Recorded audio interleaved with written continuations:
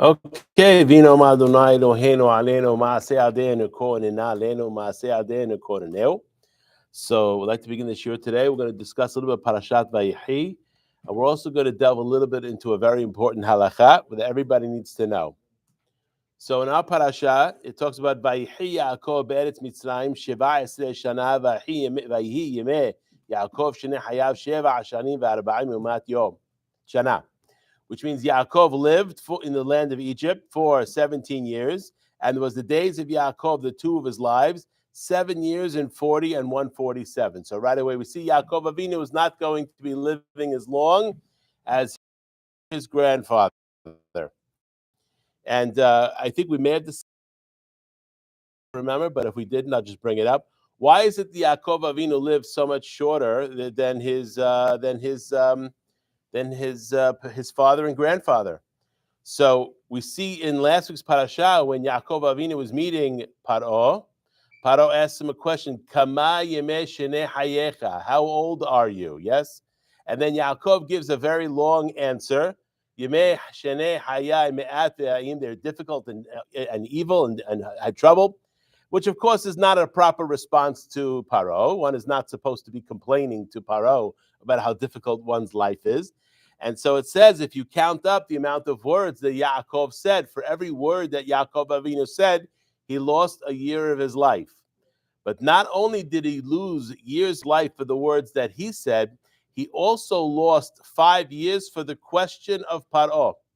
Why? Because Yaakov Avinu didn't have sever panim yafot. He didn't have a proper countenance on himself, which is what caused Paro to ask the question. And that we see that how important it is for a person to have simcha. Okay, now the parashat tells us after he makes Yosef swear, that he's going to take him and bury him in the land of Israel. Why does Yaakov make Yosef swear? Why can't he just Yosef say, I'm going to do it? That's good enough. Why does he have to swear? Why is Paro going to let him do it because he swears? So he swears. Paro will say, that's nice. Doesn't mean anything to me. I'm the king. You didn't ask my permission to make a swear. Why are you making a swear? No, absolutely not. So there was a rule in Egypt, and the rule in Egypt was the one who knows the most languages becomes Paro, the Melech. And we know that Paro knew 70 languages, but there's one language Paro did not know, and that was Lashon HaKodesh. And Yosef knew 70 languages plus one, which is 71. So technically, Yosef was really entitled to be the Melech. And that's why Paro, when in Parashat Miketz, says, Rak hakiseh egdal mimeka. It doesn't say mimecha, mimeka, which means the seat is going to be above from you. Meaning what? Because you swore that you're not going to tell anybody in Egypt that you know another language more than I do. So what happens? So Yosef, Yaakov Avinu with Yosef did a very good trick. If Yosef swears to his father that he's going to take him to Egypt, now Paro says, no, I don't want you to say, I cancel your swear. So then, of course, then Yosef is going to say, fine, if I'm canceling this swear, I'm going to cancel the other swear, then I become the Melech, and guess what? My father goes to Israel anyway. So from here, we understand how important it is, this whole interaction here. Okay. Now, we have a very interesting pasuk, which I want to focus on a little bit more. It's Vahi Ahare Hadevarim Ha'ele. It was after these words, after these items. Vayomer le Yosef, and it was told to Yosef, Hine avicha choleh. Behold, your father is sick. And he took his two sons with him, Menashe and Ephraim, to get a bracha. What bracha did he want him to get? The bracha of the Bechorah. Because Yosef is entitled to the bracha of the Bechorah. And we see this is exactly what Yaakov Avinu does. He lifts up Ephraim u'Menashe Kiruben v'Shimon Yuli, which means despite the fact that Ephraim and Menashe are grandchildren of Yaakov Avinu, they are elevated to the level of sons and they become Shvatim. What does it mean, Hine avicha choleh? What does it mean, Hine? When the Torah says Hine, what does that mean? More than that. surprise. Yaakov Avinu wakes up. What does it say? V'hineh Leah. He was not anticipating that to be Leah. He was anticipating it to be Rachel. And he wakes up, and what does he see? He sees it is Leah. The pasuk says, V'hineh Leah. It's Leah. So the word hineh means shock, something surprising. So the rabbis are sensitive to this. And it says what? In Masechet Bava Metzia, Pei Zayin Amud Aleph, it says, Tanya, it was taught in a Braita. Everybody knows what a Braita is, yes? What's a Braita? No, you got to do better than that. It's not a Gemara. It has the weight a little bit less than a Mishnah, okay? But it basically, what happens, Rabbi Yehuda HaNasi did not really, it wasn't his ideas in the Mishnah. He collected all of the Torah Sheba'al Peh that was available and included it in an orderly fashion called the Mishnah. But there were segments, there were pieces of Torah that either Rabbi Yehuda HaNasi was unaware of or he chose not to include in the Mishnah. That's called, really, it's not a Braita. Sfaradim, we pronounce it as Bariyata. What is Bariyata? It's outside. It was outside the Mishnah, but the level of a Braita is of a Tana. Okay? So it says, Tanya, it was taught in a Braita. Ad Yaakov lo hava chusha. Until Yaakov Avinu, there was no concept of sickness before death. Ata Yaakov, Yaakov comes, uba'er hameh v'hava chusha. And he asks for rachamim, he asked for mercy, or better, he prayed that there should be sickness before death. Shene'emar, vayomer leYosef, hineh avicha chole. What is hineh? He is the first person in history to get sick before death. Now, people would get sick, but they wouldn't die from their sicknesses. People, how would they die? Suddenly.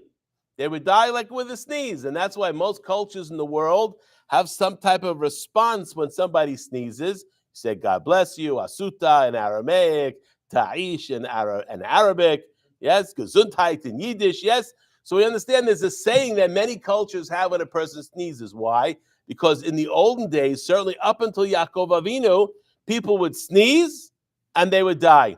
Yaakov Avinu asked for it to be sickness before death. Why? Why should a person get sick before they die? Yes. Very good. Number one, so they could do teshuvah. If they waited until the last minute, it's important to know when the last minute is, since most of us have no idea when we're healthy when the last minute is, yes? So when a person gets sick and is notel amut, is getting close to death, bar minan, after 120 years, what happens? Now you're aware, and now it's time to make teshuvah, or other items one might do if they owe money. If they didn't pay that money back, let them pay that money now. The Yorshim are going to have to pay the money anyway, but then the person himself doesn't get the credit for being porea hov. So a person should be settling up their debts, whatever monies are owed by them to others, before they leave the world. Also, it's very important that a father, like we see customarily in the Torah, gives berachot, or more than brachot. They're really not brachot. They are musar. They are instructions. They are a type of musar that they need to hear. And we see what Yaakov Avinu does later on. He gathers them all together and gives some of them, he gives them very, very powerful musar. Okay.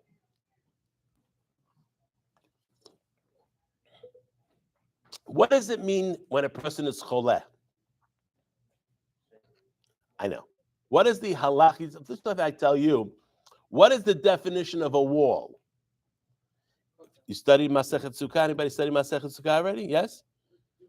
Okay, so hopefully in Masechet Sukkah you learn what does the Torah define as a wall? Yes? So generally, colloquially, if I have a wall that goes up this high, that's not called a wall. But as far as the Torah is concerned, that is called a wall. Yes, good asik mechitzata. Yes, it goes up to the shamayim. Yes, so we have to understand what is the halachic definition of a wall, just like we need to understand various other things that we learn in the Torah. What is the halachic? So I'm asking you, what is the halachic definition of a cholet?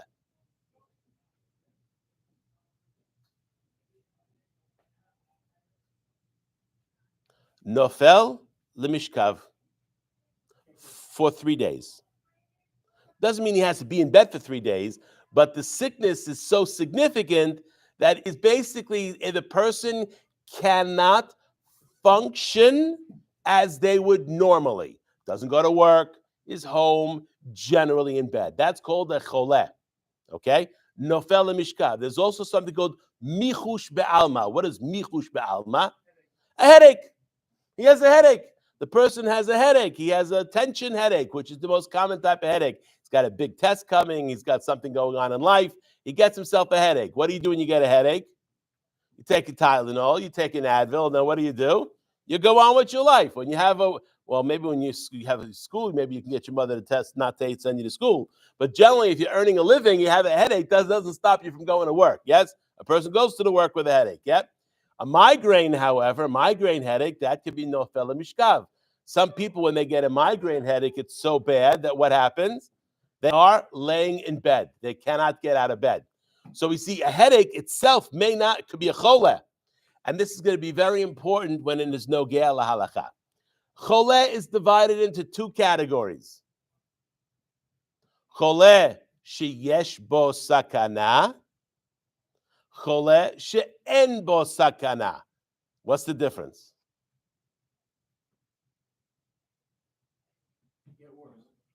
A choleh sheyesh, what is a sakana? Danger of death or loss of limb. Okay? Which is permanent loss of function. Yes? That is a choleh sheyesh bo sakana. What is a choleh she'en bo sakana? A person who is nofel mishkav, he falls in bed, he's in bed, yes? But Baruch Hashem, he's healthy enough that the illness that he has is not going to kill him. He's going to require a couple of days of recuperation, fluids and all kinds of things like that. And then he's going to feel better and he's going to go on with his life. That's a choleh she'en bo sakana. Now, let me ask everybody a question here. We should know this is a straightforward answer. In the Torah, we have a concept called Shabbat. Yes? And what is the onesh if a person is mehalel Shabbat in front of witnesses?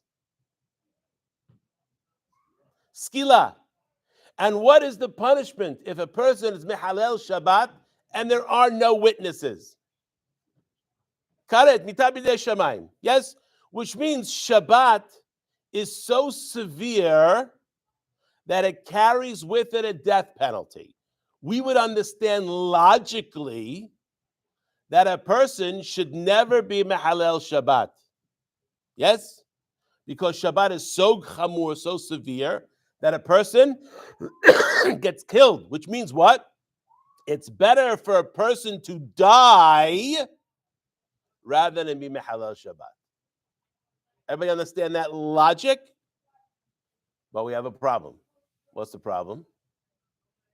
We know the halacha, pikuach nefesh, especially for choleh sheyesh bo sakana. What do? Mehalel Shabbat. How does that work? Is that logical? That is not logical. Logically, a person who gets sick, it's Shabbat. I can't be mehalel Shabbat for a sick person because the punishment of Shabbat is death. So how can I be mehalel Shabbat, which would normally carry a death penalty, to save life? Anybody know the answer? Not logical. Therefore, that's why it says the Torah is min hashamayim. Torah is min hashamayim. There are things we have in the Torah that are not logical. And what does it mean? So the Torah tells us, v'hai bahem. What is v'hai bahem? You should live by the Torah. Meaning, one should not die by the Torah. Which means all the mitzvot, including Shabbat, with the exception of 3, a person, if he's presented with a situation where a Gentile says to him, I want you to do this avera, or I am going to kill you. What is the halacha? As long as it's not one of the big 3, which we'll talk about shortly. What's the halacha? Ya'avor ve'al yareg. A person should violate the Torah and not be killed. Of course, if a person can escape, if a person can get away, that's the preferable situation. But if a person cannot escape, they are obligated to violate the Torah with the exception of 3. What are the 3 exceptions? Bar mehaneh tilat. What are the 3 exceptions? Avodah zarah, gilu arayot, and shfichut damim, murder. These 3, idol worship, incest, or any type of sexual indiscretion, or murder, one does not mehalel, does not yareg ve'al yavor, meaning a Gentile comes to a Jew and says, I want you to kill that person. And if you don't kill that person, I'm going to kill you. What's the halacha? Yehareg ve'al yavor. What is that mitzvah called? Kiddush Hashem. That is correct. And if a person does that, according to the Rambam, in front of 10 Jews, that's called Kiddush Hashem Barabim. What if a person is presented with a situation where the Gentile comes to the Jew and says, I want you to bow down to this idol, and if you don't bow down to this idol, I'm going to kill you. And the person doesn't want to die, he's afraid, so what does he do? He bows down to the idol. Which means in a situation where it's Yehareg ve'al ya'avor, he chose to live and not die. What's the halacha? Was he worshiping Avodah Zarah? No. Why not?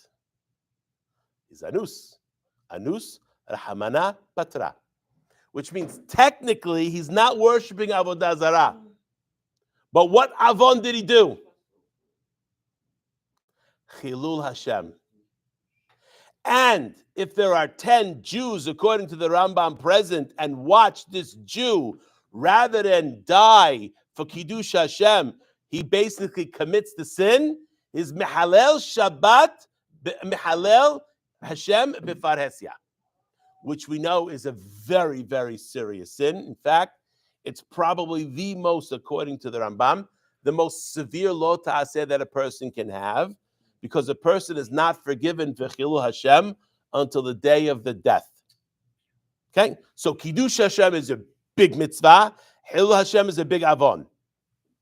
So we understand that with the exception of those 3, a person, the halacha is Ya'avor ve'al yareg. Now, let's make it a little bit more complicated. What if the Gentile says, you know something? I'm not going to kill you, but I'm going to take all your money, all your property, all your car, your iPhone, everything. I'm going to take everything that you own. At least I'm alive. Good. So now the halacha is like this. What if he says, I want you to eat this 1 ounce of hazir, What's that?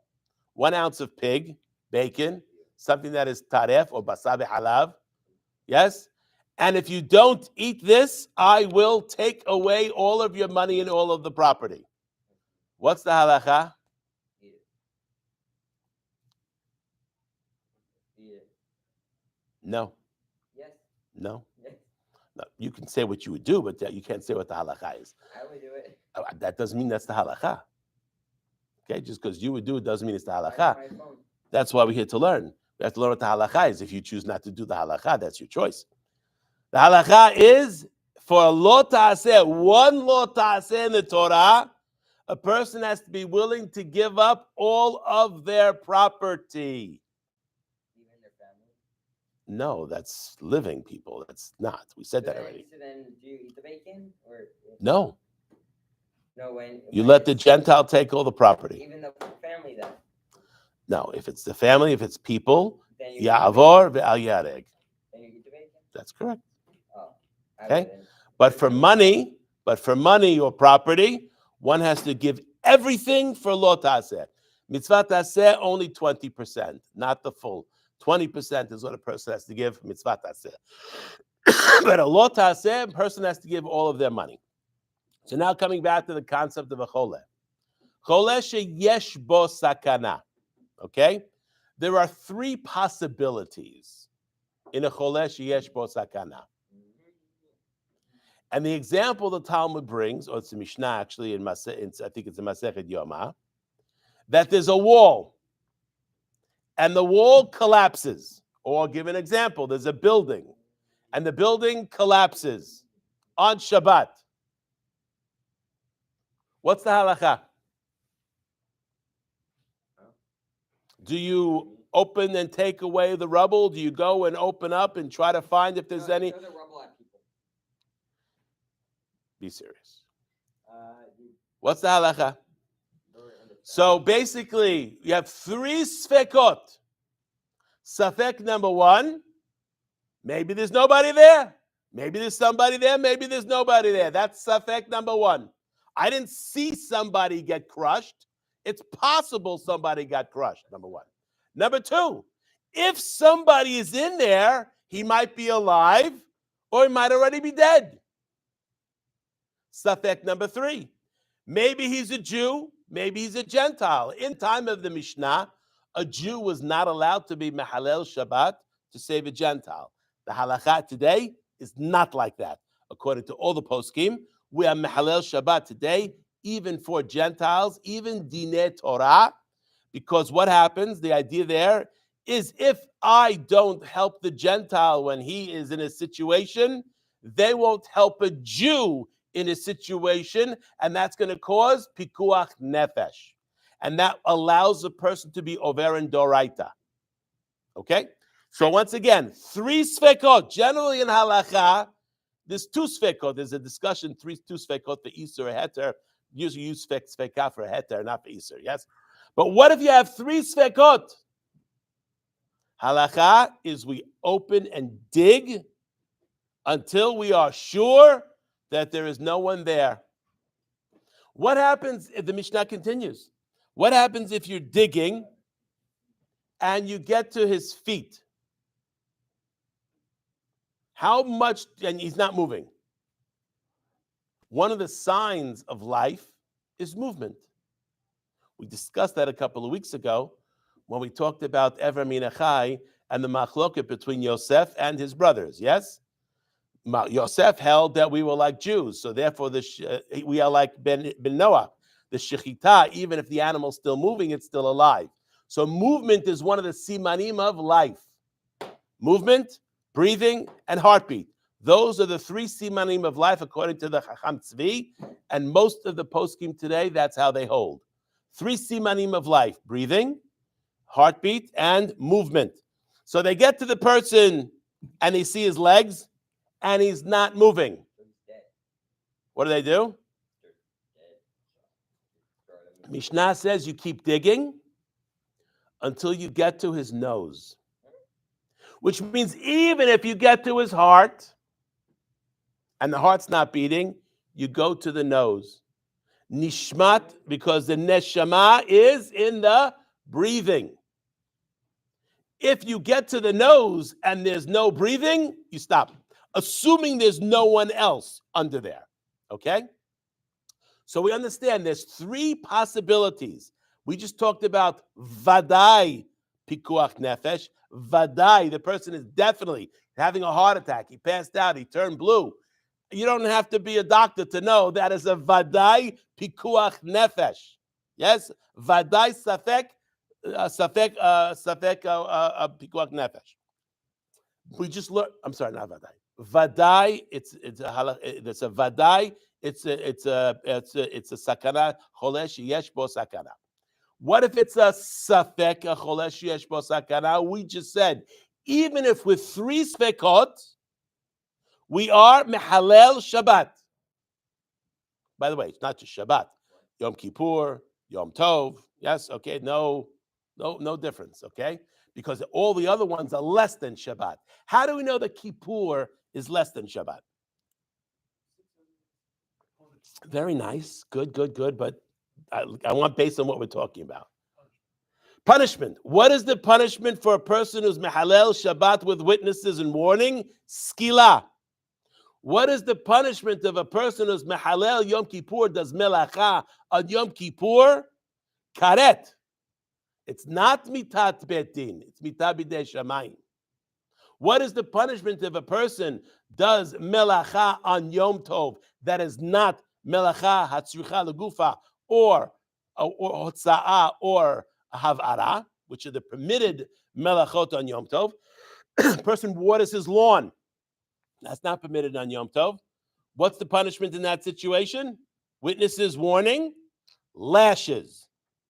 So we see with each one is a degradation in the severity. Because if you think about it, what is the concept? What is the common theme between Shabbat, Kippur, and Yom Tov?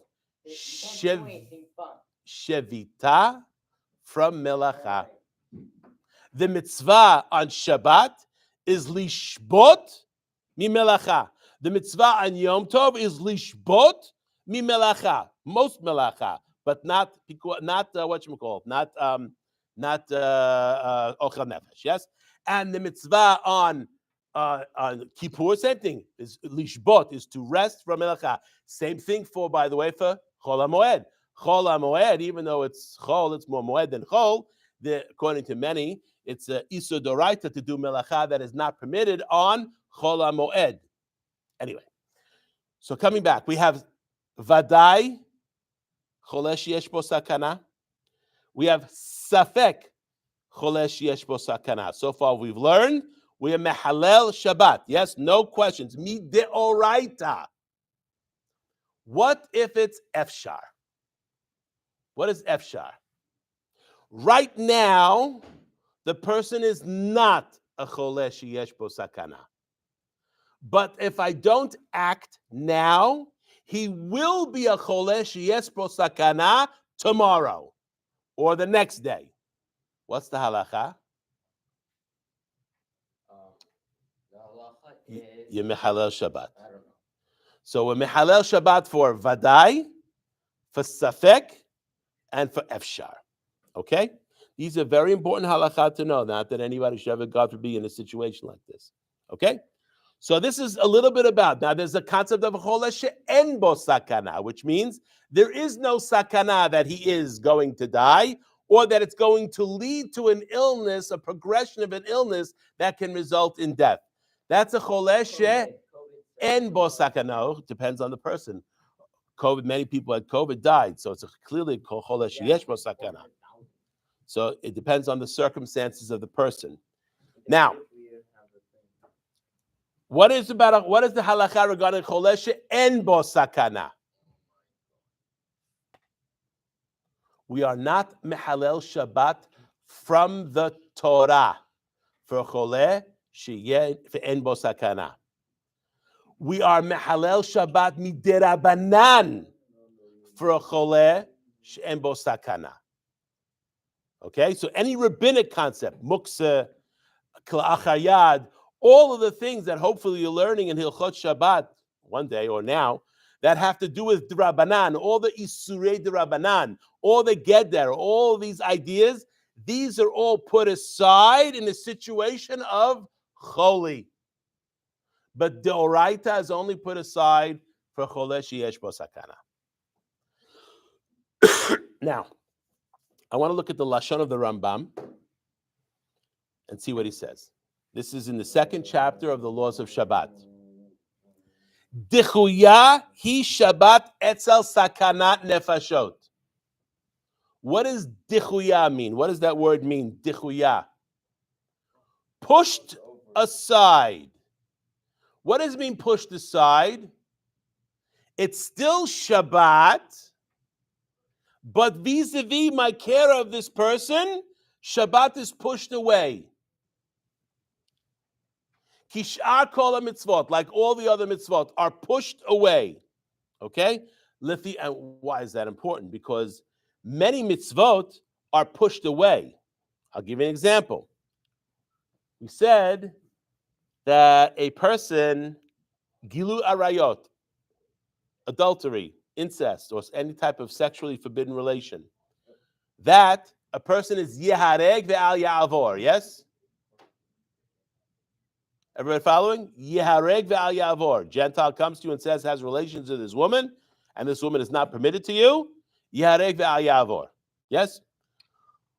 What if, the Gemara gives an example, it says, a doctor makes an assessment of a patient and says that this person, this Jewish man, must have relations with this woman or he's going to die. Let's give you a case. The Gemara gives cases sometimes that never happen, but to illustrate a point. What's the halacha? He dies.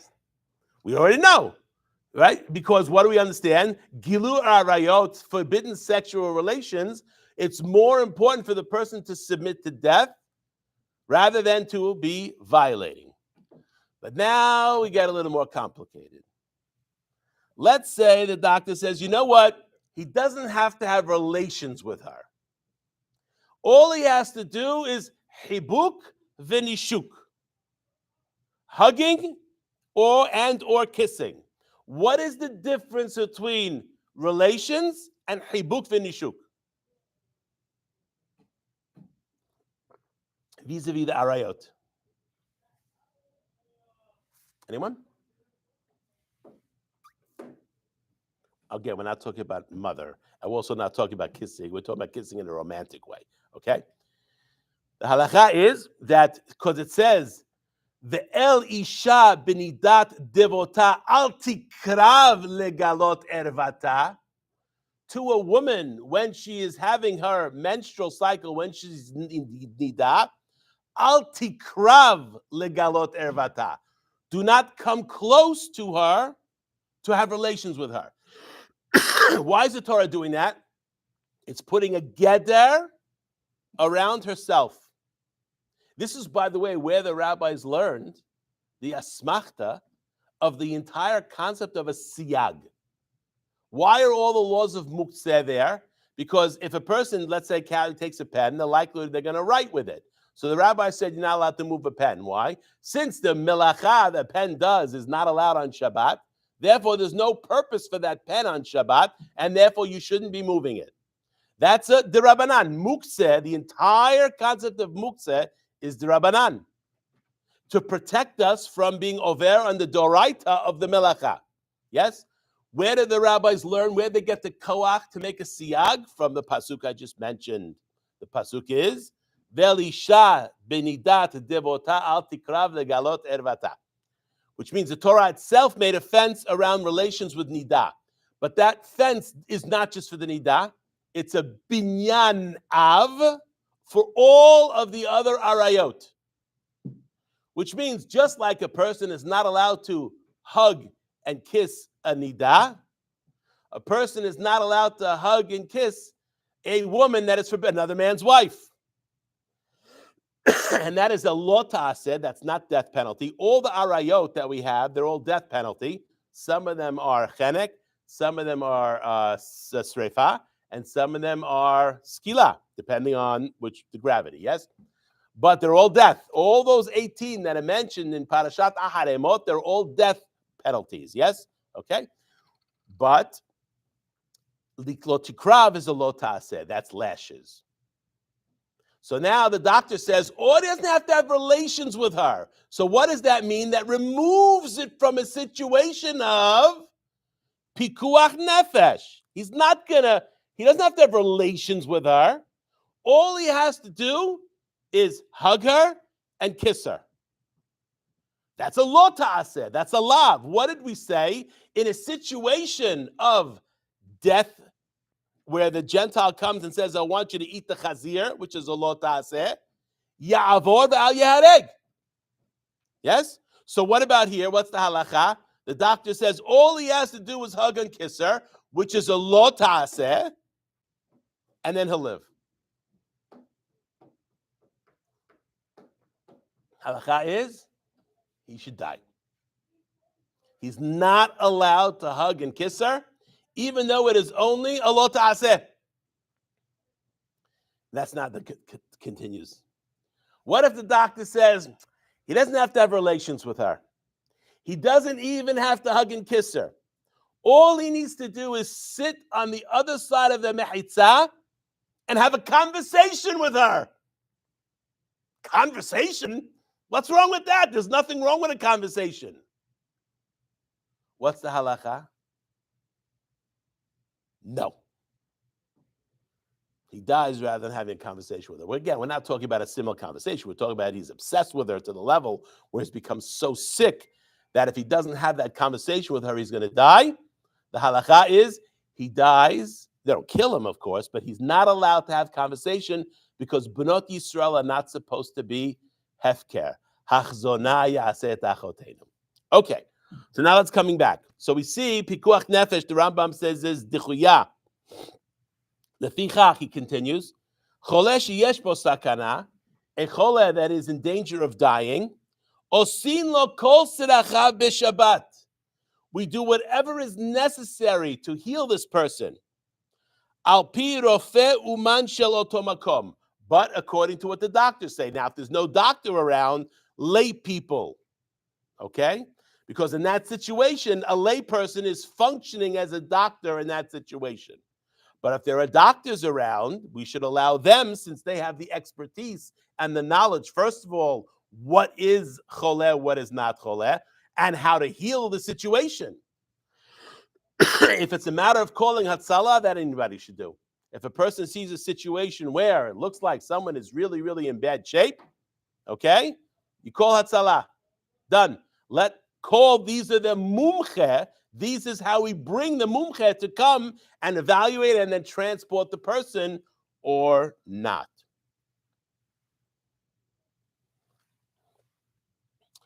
Safek shehu tzarich lechalal alav et Shabbat.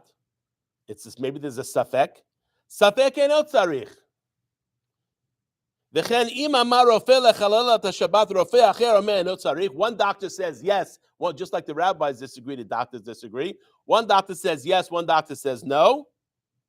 What's the halacha? Mehalin alav et Shabbat shesafek nafashot dochet haShabbat. So we see the level that is needed, the level that is there. So the word doche means Shabbat is still there, but it's pushed aside. Okay? I'm going to go to the Shulchan Aruch. This is in the laws of Choleh b'Shabbat, Shin Kavchet. Mi sheyesh lo choli shel sakana.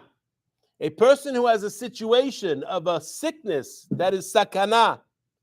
Mitzvah lechalel alav et Shabbat.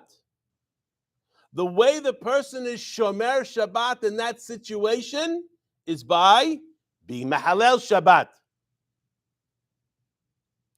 The hazariz, the person who is zealous, the person who is quick, doesn't do too much thinking about it. Hare ze meshubah. This is praiseworthy.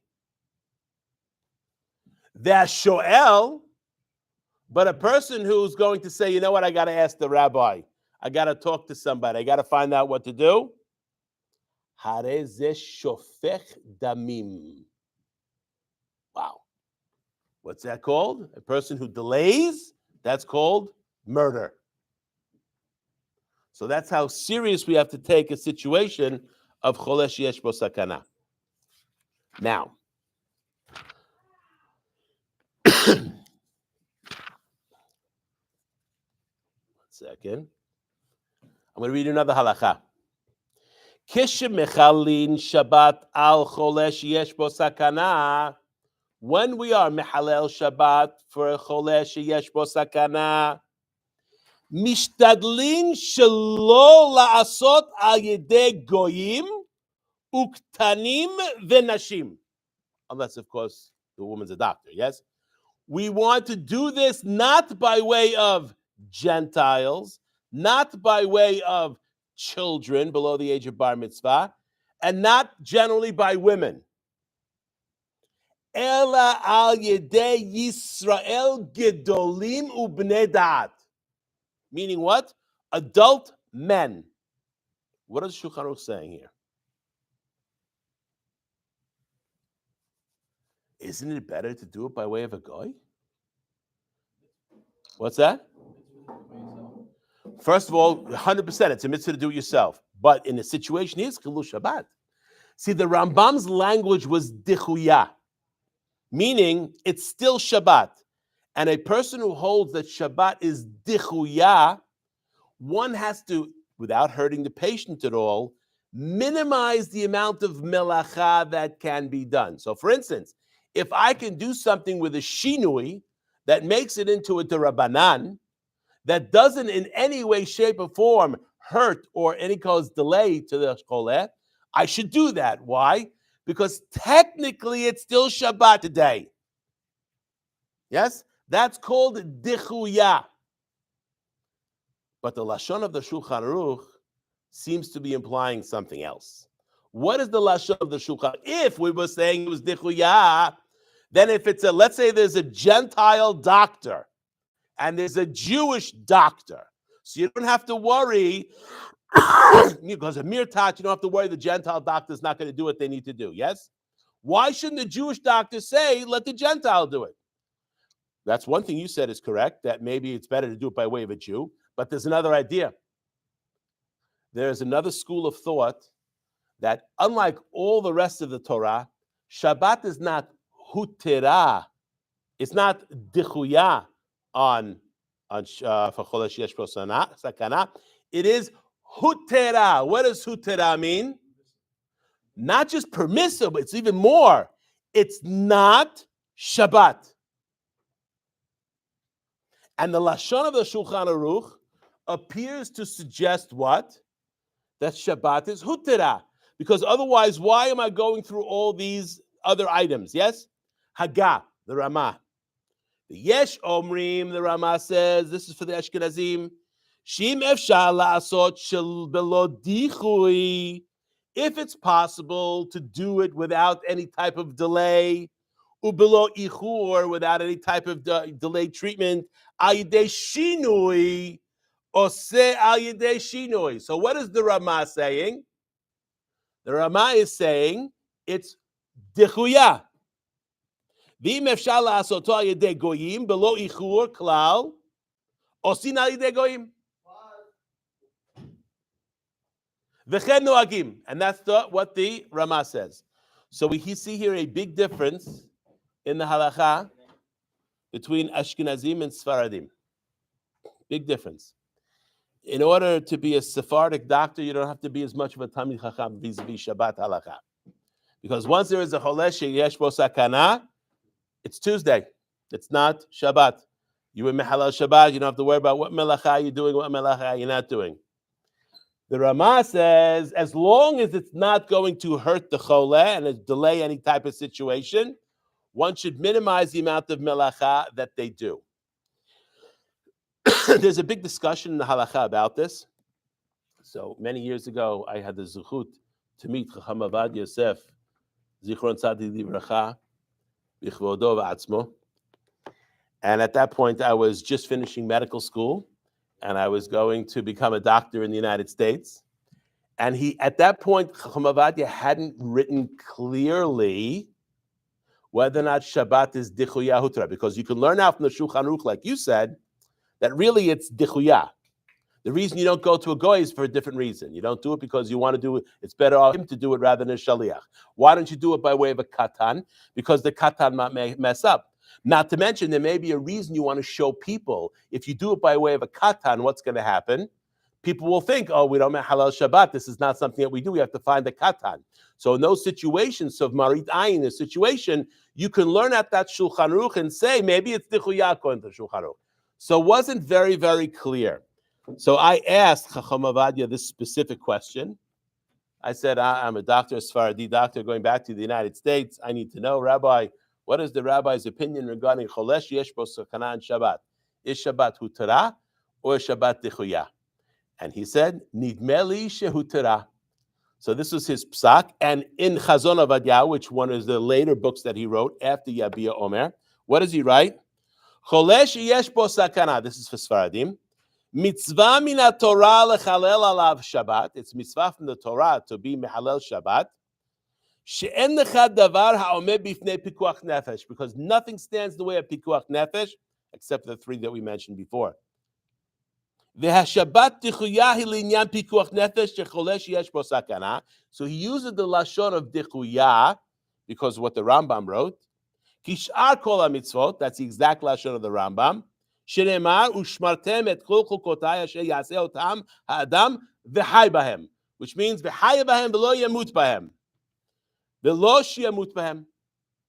Ukishyesh tzorech shochatim lo umvashilim lo. What if the choleh has to have meat? The doctor says the choleh has to have meat. He's a yesh bo sakana, he has to have meat. And we have meat that is slaughtered, but we have meat that is treif, that is already shechted, and we have meat, we have a cow. What's the halacha? Do shechita, which is the melchan Shabbat, in order to have kosher meat versus to give him the treif meat. Which one? Yes, you do the shechita on the cow, and you give him kosher meat. But no other Jew is allowed to eat from that cow that day. Exactly. It's not in Mivashal, it's Shchuta b'Shabbos. Yeah, Shabbat, yes? Okay. Klalo shel davar. But now, Chacham Avadia is basically looking at the language of the Rambam. And what does he say? Shabbat l'gabe cholesh yesh bo sakana harehu kechol lechol hadvarim shu tzarich lehem. What is that language? Hutira. So what he's trying to do is help, because many people, the Kesef Mishneh, who always comes to defend the Rambam over there because he used the Lashon Dechuya, Kesef Mishnah is not so happy because he says it's Hutara. So therefore he tries to learn that the Rambam was being Lav Davka. But we see how important Pikuach Nefesh is on Shabbat, okay? And how a person has to properly know to be Mehalel Shabbat, to be Zariz, not to delay, and always be Machmir in Pikuach Nefesh, and Mekil in Shabbat. That is the path. That is the best path. What if a person asks questions? Shulchan Aruch says, Shofech Damim. Very, very, very serious situation. Okay. Any questions of what we've talked about regarding halakha? A little bit about Shabbat and Chole. Okay, I have another 10 more minutes.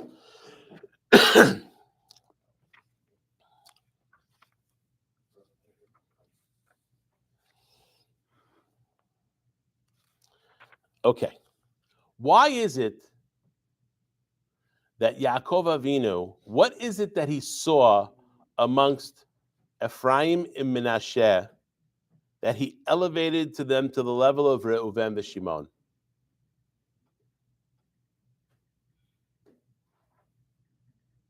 Who is older? What? Who's older? I'm 16. Menashe or Ephraim? Menashe is older. Yes? Yosef brings his sons to come to Yaakov to get the beracha. He put the older son, Menashe, by his right hand. He put the younger son, Ephraim, by his left hand, right? Because the right hand should go on the one that is the Bechor. And what did Yaakov Avinu do? Sikel et yadav. He put his right hand on Ephraim and his left hand on Menashe. Why did he do that? Why did he do that? Why did Ephraim get the right hand? Okay, tell me why. Okay, good. Except Yerovam ben Nevat is from Ephraim. He didn't break the idol. Because of Yehoshua. Yehoshua is from Shevet Ephraim. Yehoshua was number 2 to Moshe Rabbeinu. Moshe is the Shemesh and Yehoshua is Yareah. So what did he say? This one, Ephraim, even though they're both going to be great, Ephraim is going to have somebody greater than anybody from Menashe. So therefore, Sikelet Yadav. But what was did Menashe complain? No. which means these two brothers did the tikkun for what happened earlier on between the brothers of Yosef and Yosef. The whole conflict there was Yosef was having dreams that he was going to be the Melech, but he's the youngest. And the older brothers didn't like it. Menashe did not protest. And he allowed this to happen. So because of this, they received the bracha. Kiruven v'Shimon, they got lifted to the level of the first and second born of Yaakov because they had a display of love between two brothers. Why, in addition to the fact that they had this wonderful character trait, what is the lesson for us? Exactly. But why Dafka did Ephraim and Menashe? What's one of the things we can understand that? Perhaps Yosef learned his lesson and he taught them properly, not to whatever have. They also had kinds of questions about when Binyamin got more clothing than the other brothers. How was he doing that? How does he do this when he had this whole trouble in the beginning? But perhaps we can say that because where did Ephraim and Menashe grow up? Egypt. They grew up in Egypt. And how many Jews were in Egypt? 0. Well, just 3, Yosef, Menashe, and Ephraim. And when there's only 3 Jews, you gotta stick together. Part of the problem is when we are very large, and we have Baruch Hashem big communities, then we lotit godedu. We have a tendency to grab into this is human nature. Human nature is if there's 2 people, 3 people, you don't have a group. How do you have a group? Each one is in their own group. There's no such thing as a group. The word clique, you have to have 2 or 3 people to be in a clique. If there's only 2 or 3 people there, there's no clique. But what happens when you have 30, 40, 50 people? Now you have all kinds of separations. Now, in certain areas, that is actually not so bad. In Tefillah, that is totally okay. Meaning what?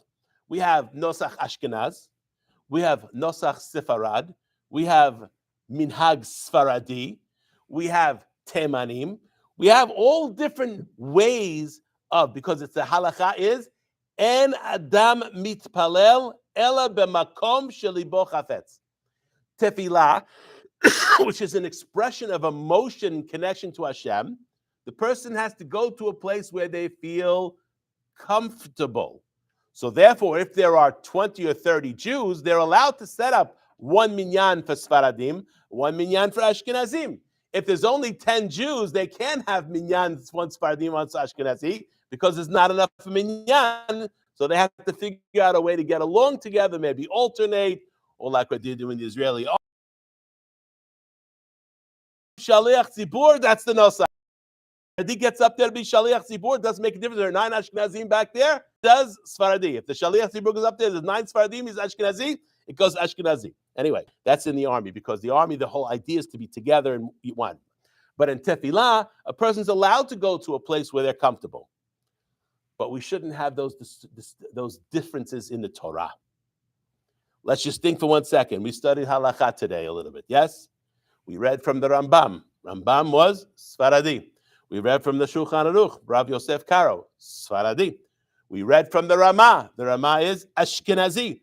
Anytime a person is studying halakha, we know that many of the Rishonim are Sfaradim, many of the Rishonim are Ashkenazim.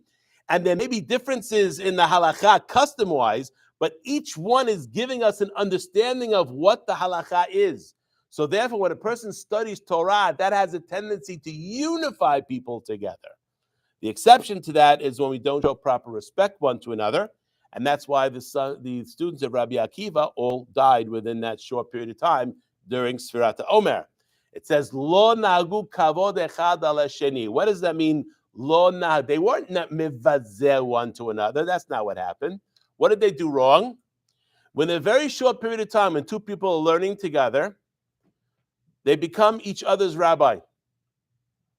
What is the person, in order for you to call someone your rabbi, what does that require? That you learn 2 halachot from them. 2 halachot that you didn't know or that you forgot. They taught you 2 halachot. Now you have, that does not your Rav Muvhak, but you have to stand up for that person. You have to give honor to that person. Within a very short period of time, when 2 people, 2 boys, 2 men are learning together, they each become the rabbi for the other. So if they don't want to have to stand up for each other all the time, They could be mochel on their kavod. But the students of Rabbi Akiva were not mochel on their kavod, and they did not stand up one for another, did not put kavod al sheni, and that's what caused the problem. So how important it is for us to be together and unified. And if we don't learn that lesson the easy way, Hashem sends us the hard way to learn that lesson. It's much better to learn that way. The hard way is the Gentiles come and teach us that. Somebody asked me a question the other day. Why is it that we have no prophecy nowadays? We do not. Why are there no prophets today? We know from the time of Anshe Knesset Agdolah, those were the last of the prophets of Israel. During the time of the building of the second Bet HaMikdash, those prophets that were left over from the first Bet HaMikdash, when they died, that was the end of prophecy. Why did we lose prophecy? I think it's Masechet Megillah. It says, Hashem sent 48 male prophets and 7 female prophetesses. And the Jewish people did not make teshuvah, did not come together, did not unify. What happens? He sends Haman HaRasha, and right away what happens? Lech knos et kol haYehudim. All the Jewish people come together and they make teshuvah. So we sent a very clear message to God. Don't send us prophets, send us Gentiles that want to kill us. So the moral of the story is, if we want to avoid having situations where there is anti-Semitism, where the Gentiles are, listen, they're going to hate us no matter what. Halacha mefureshet, Esav soneh et Yaakov. It says, Vayistom Esav et Yaakov ala berachah. We learned that a couple of weeks ago. But the way we bring that hatred out is 2 ways. Number 1, trying to be like them and compete with them, which is never a good situation. And number 2, when we are not unified together. Be'ezrat Hashem, through the Torah that we learn and through the mitzvot that we do, we are one team. Even though we might have different colors or we're one league, we may have different teams, but we're all one league. And we have to make sure we know how to play nice in the sandbox. Baruch Adonai le'olam, amen ve'amen.